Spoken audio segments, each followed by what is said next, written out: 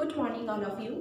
आज हम chapter second subject BST class 12 commerce के लिए आज हम चैप्टर सेकेंड का हम जो टॉपिक है नेक्स्ट टॉपिक मैनेजर रोल्स, आज हम उसकी स्टडी करेंगे।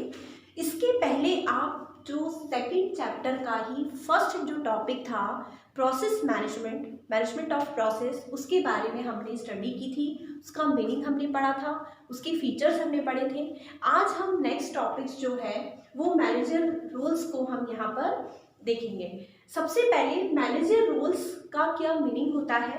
मीनिंग ऑफ मैनेजर रोल्स, एक मैनेजर जो होता है वो किस तरीके से ऑर्गेनाइजेशन में अपनी अलग अलग रोल्स को प्ले करता है या रोल है वो निभाता है। तो हम इसकी सबसे पहले डेफिनेशन पढ़ेंगे। इसकी डेफिनेशन है रोल्स मीन्स बिहेवियर और set of functions of managers which is expected bye organization and society, and accordingly a manager plays his role and behaviors। Role का मीनिंग क्या है? रोल मतलब होता है कि एक ऐसा जो बिहेवियर या हम बोल सकते हैं व्यवहार या जो भी कोई काम जो एक मैनेजर के थ्रू किए जाते हैं, उनका एक सेटअप, एक ग्रुप है ना, जो वो काम कर रहा है या एक व्यवहार कर रहा है, बिहेवियर कर रहा है, कौन? एक मैनेजर। ठीक है, तो किसी भी ऑर्गेनाइजेशन में एक मैनेजर अपने बिहेवियर से या अपने फंक्शन से वो जो रोल निभाता है और उसके लिए कौन एक्सेप्टेड, मतलब कौन अपेक्षा करता है? ऑर्गेनाइजेशन और सोसाइटी। और उसी के अकॉर्डिंग मैनेजर क्या करता है, एक ऑर्गेनाइजेशन में अपने बोल सकते हैं हम कि फंक्शन करता है या बिहेवियर करता है। तो मैनेजर रोल्स का मतलब क्या हुआ कि एक मैनेजर जो है वो अपने ऑर्गेनाइजेशन में सोसाइटी के अकॉर्डिंग और ऑर्गेनाइजेशन जो वो उससे एक्सेप्ट करते हैं, है ना, उससे अपेक्षा करते हैं कि आपको इस तरीके से ऑर्गेनाइजेशन में काम करना है या सोसाइटी के लिए काम करना है, वो उसी तरीके से क्या करता है, अपना रोल प्ले करता है ना, ऑर्गेनाइजेशन में अपना रोल प्ले करता है। तो आज हम मैनेजर रोल्स जो है उसके बारे में पढ़ेंगे। मैनेजर रोल्स को 3 पार्ट में डिवाइड किया गया है। सबसे पहले जो डिवाइड किया गया है वो इंटरपर्सनल रोल्स, फर्स्ट उसमें डिवाइड किया है इंटरपर्सनल रोल्स, सेकंड है इंफॉर्मेशनल रोल्स एंड थर्ड है डिसीजनल रोल्स। तो कोई भी एक मैनेजर अपनी ऑर्गेनाइजेशन में क्या करता है, जो 3 पार्ट में वो अपने रोल्स को जो है वो निभाता है, प्ले करता है। सबसे पहले है इंटरपर्सनल रोल्स, सेकंड है इंफॉर्मेशनल रोल्स एंड थर्ड है डिसीजनल रोल्स। तो आज हम सबसे पहले इंटरपर्सनल रोल्स को हम आज यहाँ पर पढ़ेंगे, स्टडी करेंगे कि इंटरपर्सनल रोल्स क्या होते हैं। इंटरपर्सनल रोल्स वो होते हैं कि जब कोई मैनेजर अपनी ऑर्गेनाइजेशन में अपना स्टेटस, अपनी पोस्ट, या हम बात कर सकते हैं कि अपनी मतलब जो पोस्ट है, स्टेटस है, उसके अकॉर्डिंग वो क्या करता है, मतलब जो ऑर्गेनाइजेशन के जो एम्प्लॉयज़ होते हैं या जो अदर जो एक्सटर्नल जो मतलब पार्टीज़ होती हैं, उनसे वो क्या करता है, रिलेशन मेंटेन करता है। क्यों? क्योंकि वो ऑर्गेनाइजेशन के लिए काम कर रहा है, ऑर्गेनाइजेशन के जो ऑब्जेक्ट है उसको अचीव करने के लिए काम कर रहा है। तो एक मैनेजर को बहुत सारे जो रिलेशंस होते हैं वो मेंटेन करने होते हैं, वो ऑर्गेनाइजेशन के अंदर हो या ऑर्गेनाइजेशन के बाहर हो। तो उससे रिलेटेड वो क्या करता है, अपना रोल प्ले करता है। उसमें सबसे पहले है figurehead role. Figurehead role यानी कोई भी जो मैनेजर होता है वो एक ऑर्गेनाइजेशन का हेड माना जाता है ना, मुखिया जिसको हम बोलते हैं वो माना जाता है। और जो एक जो यदि ऑर्गेनाइजेशन का यदि वो हेड है तो डेफिनेटली वो ऑर्गेनाइजेशन के जो इंपॉर्टेंट डिसीजन है वो उसके थ्रू लिए जाएंगे। इंपॉर्टेंट डॉक्यूमेंट्स जो होंगे उस पर सिग्नेचर करना, डिसीजन लेना, और भी जितने भी है जैसे सोशल रिस्पॉन्सिबिलिटीज़ होती हैं या सोशल एक्टिविटीज़ होती हैं, उनको वो जो है अपना रोल प्ले करता है। या हम बोल सकते हैं कि बहुत सारी सेरेमनीज होती हैं या बहुत सारे सेमिनार्स होते हैं, उनको वो क्या करता है, वो अटेंड करता है। तो इंटरपर्सनल रोल्स में पहला जो पॉइंट है अपना फिगर हेड रोल, कि एक मैनेजर जो है वो ऑर्गेनाइजेशन का हेड होता है, मुखिया होता है, मेन वही होता है, और वो सबसे क्या करवाता है, काम करवाता है, इंपॉर्टेंट जो काम होते हैं वो करता है या डिसीजन लेता है उससे रिलेटेड, इंपॉर्टेंट डॉक्यूमेंट्स, अभी मैंने आपको बताया था कि इंपॉर्टेंट डॉक्यूमेंट्स पे सिग्नेचर करना, बहुत सारे जो सोशल जो सेरेमनीज होती हैं, सेमिनार्स होते हैं, सोशल एक्टिविटीज़ होती है, रिस्पॉन्सिबिलिटी होती हैं, वो एक मैनेजर के थ्रू ही निभाई जाती है। इसी में ही जो सेकंड पॉइंट है इंटरपर्सनल रोल्स का, सेकंड पॉइंट जो है लीडर्स रोल। एक मैनेजर अपनी ऑर्गेनाइजेशन में लीडर का रोल भी जो है वो निभाता है। लीडर मीन्स, लीडर यानी नेता। नेता क्या करता है? नेता जो होता है अपने फॉलोअर्स को वो मोटिवेट करता है, इंक्रीज करता है। तो उसी तरीके से एक जो मैनेजर होता है वो क्या करता है? लीडर का रोल निभाता है। अपने स्टाफ, अपने एम्प्लॉयज, उनको वो टाइम टू टाइम मोटिवेट करता है, इंक्रीज करता है काम करने के लिए, जिससे जो है ज़्यादा से ज़्यादा जो एम्प्लॉयज होते हैं वो ज़्यादा से ज़्यादा काम कर सकें और जो ऑर्गेनाइजेशन के ऑब्जेक्ट है उसको वो अचीव कर सके। तो हम कह सकते हैं कि एक जो मैनेजर होता है वो ऑर्गेनाइजेशन में एक लीडर का रोल भी प्ले करता है।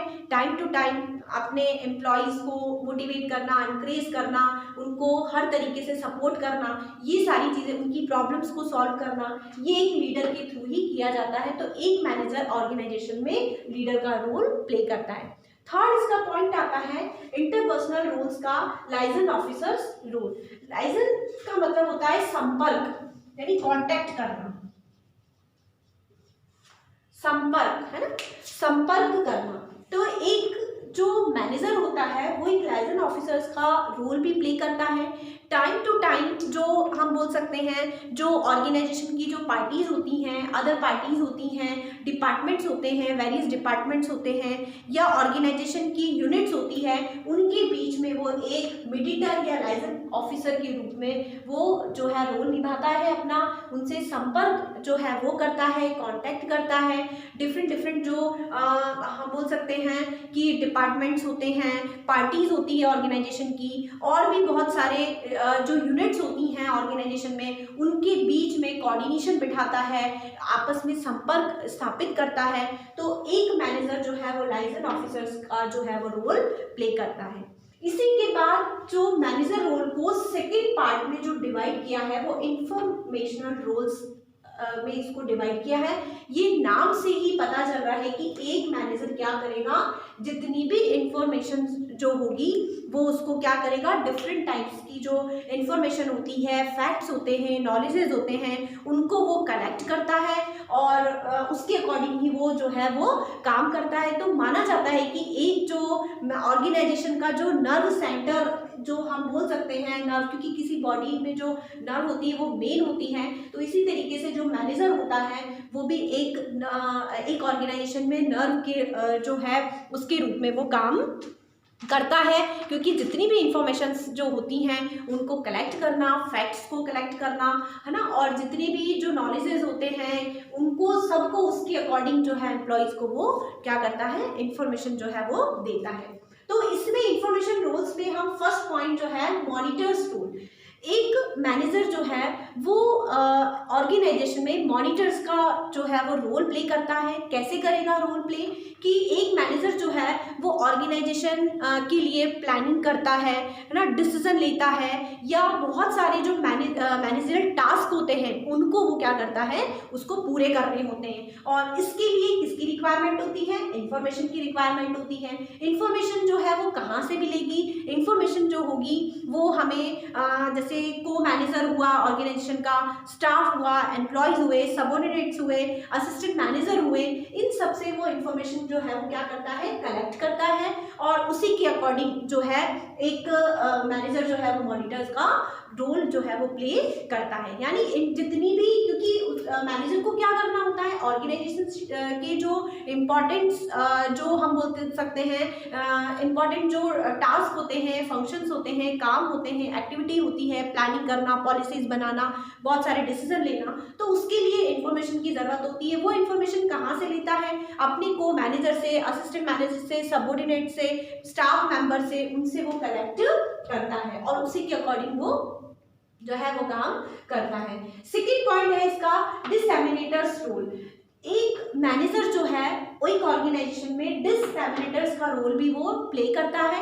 जितनी भी इंफॉर्मेशन उसने कलेक्ट करी है अपने सबऑर्डिनेट से, अपने को मैनेजर से, अपने असिस्टेंट मैनेजर से, अपने स्टाफ से, तो उसको वो क्या करता है, इंफॉर्मेशन कलेक्ट करने के बाद उसी के अकॉर्डिंग अपने स्टाफ या जिसको जो काम उसको देना है उसके अकॉर्डिंग जो है वो क्या करता है, उसको डिस्ट्रीब्यूट करता है, उसको जो है बांटता है।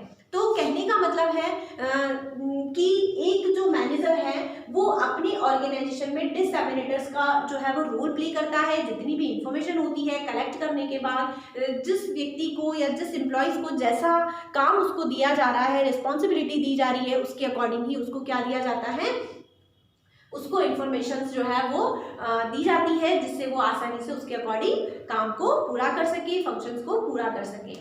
नेक्स्ट हम बात करते हैं थर्ड पॉइंट की इंफॉर्मेशनल रोल्स में कि spokesperson roles. Spokesperson role का जो है रोल वो प्ले करता है। कैसे करता है? इस रोल में जो एक मैनेजर होता है वो अपने ऑर्गेनाइजेशन की जो प्लान्स जो उसने बनाए हैं, पॉलिसीज बनाई हैं, जो प्रोग्राम्स बनाए हैं, या उसने जो भी किसी तरीके का यदि कोई उसने काम किया है तो वो अपने जो है इंटरनल जो पार्टीज होती हैं, लाइक जैसे कस्टमर, गवर्नमेंट, या हम बात करते हैं कम्युनिटी, इंस्टीट्यूशंस, उनको वो क्या करता है, उनको वो बताता है, उनको वो इंफॉर्मेशन जो है वो कन्वे करता है। तो कहने का मतलब है कि वो एक मैनेजर है, स्पोक पर्सन का रोल भी वो जो है वो प्ले करता है कि जो मैनेजर होगा वो क्या करेगा, जितनी भी ऑर्गेनाइजेशन की जो पॉलिसीज हुए, प्लान्स हुए, प्रोग्राम्स हुए, मेथड्स हुए, या इम्पॉर्टेंट जो उनके जो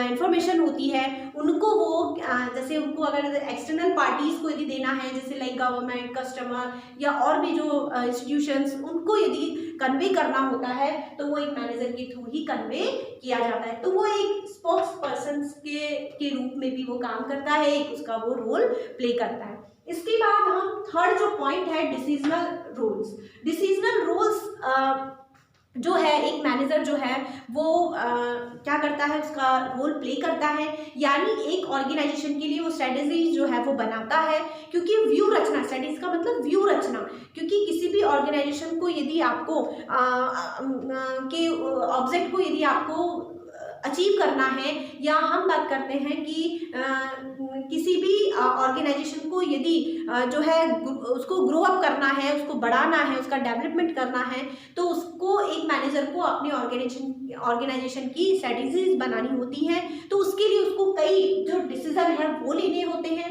तो उसमें सबसे पहले जो मैनेजर है वो एंटरप्रेन्योर जो होता है, उसका वो रोल जो है वो प्ले करता है। एंटरप्रेन्योर का मतलब एक उद्यमी, एक है ना उद्यम स्थापित करने वाला, या हम बोल सकते हैं एक जो है रिस्क जो है बियर करने वाला। क्योंकि एक मैनेजर जो है वो अपने ऑर्गेनाइजेशन के लिए कई रिस्क बियर करता है, एक एंटरप्रेन्योर के रूप में अपना रोल प्ले करता है। कैसे करता है कि जितनी भी ऑर्गेनाइजेशन में आने वाली जितनी भी अपॉर्चुनिटीज़ है, पॉसिबिलिटी है, जितनी भी एडवांटेज हैं, उनको सबको, या डेंजर्स जो हुए उनको वो क्या करता है, आइडेंटिफाई करता है। एक एंटरप्रेन्योर का यही काम होता है कि ऑर्गेनाइजेशन से रिलेटेड जितनी भी पॉसिबिलिटी, जितनी भी अपॉर्चुनिटी, जितने भी डेंजर्स, उनको वो आइडेंटिफाई करके उसके अकॉर्डिंग वो काम करना, फंक्शन करना, एक्टिविटी करना। तो एक मैनेजर जो होता है वो एंटरप्रेन्योर का जो है रोल प्ले करता है। अपने ऑर्गेनाइजेशन में जितनी भी पॉसिबिलिटी है, जितनी भी हम बोल सकते हैं जितनी भी एडवांटेज हुए, अपॉर्चुनिटीज़ हुए, उनको वो आइडेंटिफाई करता है, और उसी के अकॉर्डिंग उसमें रीफॉर्म्स करता है, चेंजेस करता है ना। क्योंकि जिस तरीके से यदि हमारे ऑर्गेनाइजेशन में जिस तरीके की यदि चेंजेस होते हैं तो उसी के अकॉर्डिंग क्या करना होता है, उसी के अकॉर्डिंग जो फंक्शंस करने होते हैं या उनमें चेंजेस करने होते हैं। जैसे मैं इसका आपको एक बहुत अच्छा एग्जांपल देती हूँ। जैसे लाइक यदि हमारे गवर्नमेंट चेंज हो जाती है, हर 5 साल में गवर्नमेंट चेंज होती है, तो जब गवर्नमेंट चेंज होती है तो उसके रूल्स एंड रेगुलेशंस भी क्या होते हैं, चेंजेस होते हैं। और हर एक हम बोल सकते हैं एंटरप्रेन्योर को, या एंटरप्रेन्योरशिप जो होती है, या एक बिजनेस जो होता है, ऑर्गेनाइजेशन होता है, उसको उसी के गवर्नमेंट के रूल्स एंड रेगुलेशंस के अकॉर्डिंग जो है काम करने होते हैं। तो इसी के अकॉर्डिंग एक मैनेजर जो होता है वो एंटरप्रेन्योर का के रूप में अपना रोल जो है प्ले करता है। जिस तरीके का एनवायरनमेंट होता है या उनमें चेंजेस होते हैं ऑर्गेनाइजेशन में भी, वो क्या करता है उसका रिफॉर्म करता है, चेंजेस करता है। कई एडवांटेज जो होते हैं या पॉसिबिलिटीज जो होती हैं या अपॉर्चुनिटीज होती हैं उनको वो अचीव करता है और अपने ऑर्गेनाइजेशन को एडवांटेज देता है। कभी कभी ऐसे मौके भी आते हैं, ऐसे अवसर भी आते हैं जहाँ पे डेंजर्स, लॉसेस, बहुत सारी प्रॉब्लम्स क्रिएट होती हैं, तो उनको भी सॉल्व करने का एक मैनेजर जो है ऑर्गेनाइजेशन के लिए काम करता है। उसके बाद जो नेक्स्ट पॉइंट आता है डिस्टर्बेंस हैंडलर। ये नाम से पता चल रहा है कि एक मैनेजर जो है वो अपने ऑर्गेनाइजेशन में जो स्टाफ हुए, सबऑर्डिनेट्स हुए, एम्प्लॉयज हुए, उनकी जितनी भी प्रॉब्लम्स जो होती हैं, जो उनको फेस करनी होती हैं, उनको क्या करता है वो हैंडल करता है, उनकी प्रॉब्लम्स को दूर करता है। उनका डिस्टर्बेंस जो होती हैं, प्रोडक्ट्स जो ट्रबल्स होते हैं, बहुत सारे कॉन्फ्लिक्ट्स होते हैं, उनको वो दूर करने का जो है अपना रोल जो है वो प्ले करता है। उसके बाद जो एक मैनेजर है वो एक रिसोर्सेज एलोकेटर के रूप में भी वो काम करता है। रिसोर्सेज लाइक हम बात करते हैं फिनेंस हुआ, है ना, रॉ मटेरियल हुआ, और भी जितने भी इक्विपमेंट्स हुए, मशीन प्लांट जो भी होता है, जितने भी जो रिसोर्सेज होते हैं वो क्या करता है उनको अलॉट करता है, क्योंकि उन्हीं के अकॉर्डिंग एम्प्लॉय को काम करना होता है, तो वो उसके अकॉर्डिंग उनको अलॉटमेंट करता है। नेक्स्ट जो टॉपिक है जो है नेगोटिएटर का काम करता है। वो कैसे करता है? एक मैनेजर जो है वो डिफरेंट जो ग्रुप्स होते हैं या डिफरेंट पार्टीज होती हैं उनसे वो क्या करता है, एक वार्ता करता है, उनसे कांटेक्ट करता है, आपस में जो है विचार विमर्श किए जाते हैं, तो वो उनसे एक मीडिएटर का जो काम करता है, जैसे लेबर यूनियन हो गई, क्लाइंट हो गए, गवर्नमेंट हो गए, अदर जो एजेंसीज हो गई, इनसे वो क्या करेगा, इनसे आपस में जो है वो बातचीत की जाएगी, वार्ता की जाएगी, तो एक मीडिएटर के रूप में भी वो काम करता है। आई होप आपको ये जो ये है वीडियो ये समझ आ गया होगा, और किसी भी तरीके का यदि कोई क्वेरीज हो तो आप पूछ सकते हैं। Thank you.